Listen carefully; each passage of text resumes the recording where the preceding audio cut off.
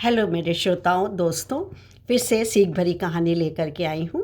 रोज़ की भांति एक वीडियो आपको प्रेरणादायक कहानी नामक शीर्षक के अंतर्गत प्रेषित करती हूँ। तो प्रेरणादायक कहानी, सीख भरी कहानी बच्चों को तो पसंद है ही, लेकिन ये एक संदेश समाज के नाम होता है जो कि कहानी के माध्यम से हम तक पहुँचता है। और हर वर्ग, चाहे किशोर वर्ग हो, बच्चा हो, युवा हो, और तो और आजकल ओल्ड एज जो सुनाते थे कहानियाँ बच्चों को, आज वो भी बड़े चाव से, क्योंकि अकेले रहते हैं, पढ़ते हैं और कहते हैं, बड़े उससे फ़क्र से कहते हैं बुज़ुर्ग लोग, अरे हमारे ज़माने की कहानी है, ऐसा होता था। फिर हम लोग उसी पात्र में ढल करके अपने आचरण को बनाते थे। तो चलिए आज भी एक कहानी लेकर के आई हूँ। शीर्षक है दाने दाने पर लिखा है खाने वाले का नाम। जी हाँ, बहुत पुरानी कहावत है। तो एक बार की बात है, गुरु महाराज थे, बहुत पहुँचे हुए थे, बहुत अंतर्यामी टाइप के थे, बहुत ईमानदार, सहृदय, बहुत सरल स्वभाव के थे। उनके दो शिष्य थे, बाला और मर्दाना।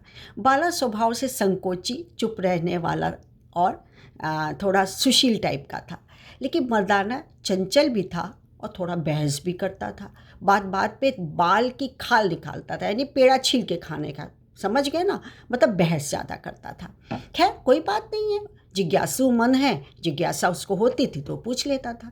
अब एक दिन पूछ बैठा, महाराज जी ये प्रकृति क्या है? क्या प्रकृति हम लोग जैसा हम लोग नहीं बना सकते? गुरुजी ने बहुत समझाया कि पहाड़ है, नदियाँ हैं, पशु पक्षी है, खनिज है, वनस्पति, फल फूल, पेड़ पौधे, जो कुछ भी हो वो अंतर्यामी जो दिख नहीं रहा है उनकी देन है, सर्वशक्तिमान वो है। तो कहता तो वो दिखते नहीं है तो फिर आप उनको क्यों मानते हैं? अब वो चुप हो जाते थे, फिर प्रवचन देते थे, थोड़ा उसको समझ में आता था, फिर कुछ हो जाता था। अब एक बार तीनों लोग, गुरु महाराज, बाला और मर्दाना, जा रहे थे तो रास्ते में मकई का पेड़ मिला, मक्के का पेड़ मिला। तो उससे पूछा कि गुरुजी ये बताइए कि क्या इस भुट्टों पर, इस मक्के पर भी लिखा हुआ है कि कौन खाएगा? गुरुजी कहा हाँ बिल्कुल। बोला गुरुजी ये बताइए भाग्य बलवान है कि परिश्रम, लगन, ये मेहनत? बोले दोनों चीज़ है। आप मेहनत करोगे, परिश्रम करोगे तो अपना भाग्य भी आप बना लोगे, लेकिन भाग्य बहुत बलवान है। भाग्य भी समझ लीजिए जिसके जो लिखा है वो पहले से नियति तय है, सब कुछ पहले से तय। तो बोला कि मक्के के दाने में भी तय है कि कौन खाएगा कौन नहीं खाएगा या सड़ जाएगा? बोले हाँ बिल्कुल। तो उसने कहा, मर्दाने ने, कि ये बताइए कि भुट्टे के इस वाले पेड़ पे ये वाले भुट्टे का ये वाला दाना, उसने हाथ में निकाल के कहा कि ये दाना कौन खाएगा? तो उसने कहा कि ये दाना तो मुर्गी या कोई पशु पक्षी खाएंगे। तो उसने देखा चालाकी से इधर उधर और झट से मुंह में डाल दिया। डाला तो वो यहाँ श्वास नली में, उसके श्वास नली में फंस गया। अब तो घबरा गया, पसीना पसीना, और मन में सोचने लगा कि ये क्या कर डाला मैंने, अब क्या होगा? अब गुरुजी से इशारे में कर रहा है, मरने वाला हूँ, जल्दी करिए। तो उन्होंने कहा कि ये तो कोई वैद्य हकीम ही निकाल सकता है, यहाँ तो कोई दिख नहीं रहा मक्के के खेत में। दौड़े दौड़े उसको लेकर के गए वैद्य हकीम के पास। उन्होंने क्या, नसवार सुंघाई तो छींक आई, छींक के साथ वो दाना निकल के ज़मीन पे आ गया।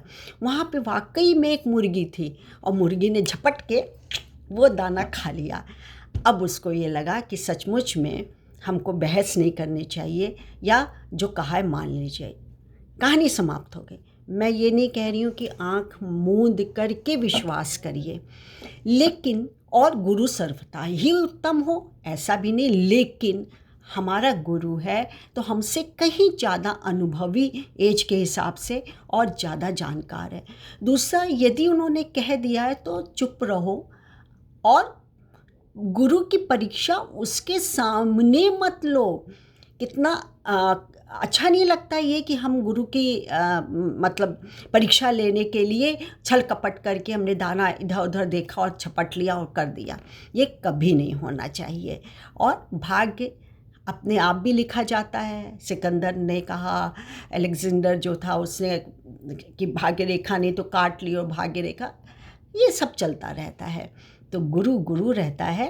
तो आप तक पहुंचाने का यही मेरा संदेश रहता है समाज के वर्ग लोगों को, कि आप अपने बड़े जने, बुजुर्ग लोग, या जो गुरु जिसको माना है, कम से कम उनको उन्हीं के सामने अपमानित या ऐसी चेष्टा मत करिए कि गुरु नीचा लगने लगे या फिर उनकी परीक्षा ली जाए और वो जो कह रहे हैं उसको ना माना जाए। ये संदेश। नमस्कार, मैं doctor Manju Jain, retired associate professor from S N. Singh degree college Kanpur. Bye. आज के लिए इतना ही। Thank you.